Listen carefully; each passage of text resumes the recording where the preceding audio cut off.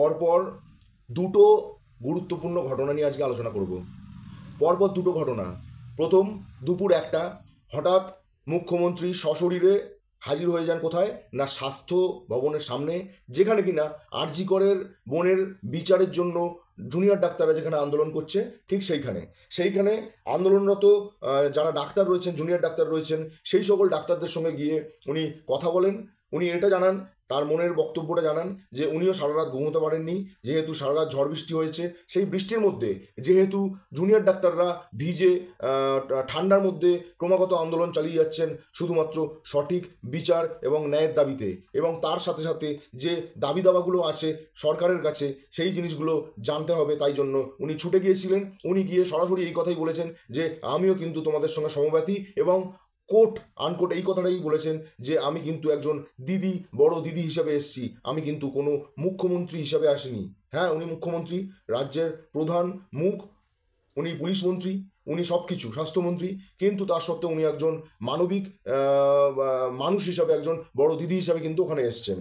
এই কথা শোনার পর ওখানে আন্দোলনরত যত জুনিয়র চিকিৎসকরা ছিলেন, ডাক্তারবাবুরা ছিলেন, তারা প্রত্যেকে কিন্তু এই জিনিসটাকে, মুখ্যমন্ত্রীর হঠাৎ আগমন, এই জিনিসটাকে কিন্তু অত্যন্ত সাধুবাদ জানিয়েছেন এবং তার বক্তব্যকে কিন্তু সমর্থন জানিয়েছেন।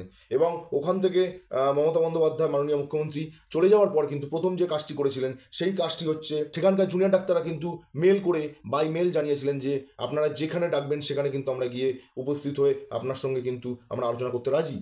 এবং সেই যে মেল ছিল, সেই মেলের মধ্যে কিন্তু, এটা একটা অফিসিয়াল ওয়েবসাইটের মাধ্যমে গেছে, সেই মেলের মধ্যে কিন্তু এটা লেখা ছিল যে সারা রাজ্যবাসীর স্বার্থে কিন্তু আমরা যেখানে আপনি ডাকবেন, অর্থাৎ মুখ্যমন্ত্রী মমতা বন্দ্যোপাধ্যায় যে জায়গাতেই ডাকুন না কেন, সেখানে কিন্তু তারা উপস্থিত থেকে তারা কিন্তু সেই তাদের যে দাবি দাওয়া, সেই দাবি দাওয়াগুলো কিন্তু তারা শোনাতে পারবে।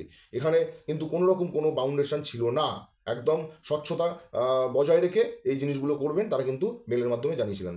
এরপরে রাজ্যের যিনি স্বাস্থ্য সচিব এবং স্বরাষ্ট্র সচিব, উনি কিন্তু মেল করে সরকারের তরফ থেকে কিন্তু উনি জানিয়েছিলেন যে হ্যাঁ, মুখ্যমন্ত্রী মমতা বন্দ্যোপাধ্যায় কিন্তু রাজি হয়েছেন। উনি নবান্নতে না, উনি ডেকেছেন কালীঘাটের বাড়িতে কিন্তু উনি বৈঠক করার জন্য রাজি হয়েছেন, এবং সেটিও খুব স্বচ্ছতার সঙ্গে পালন করা হবে।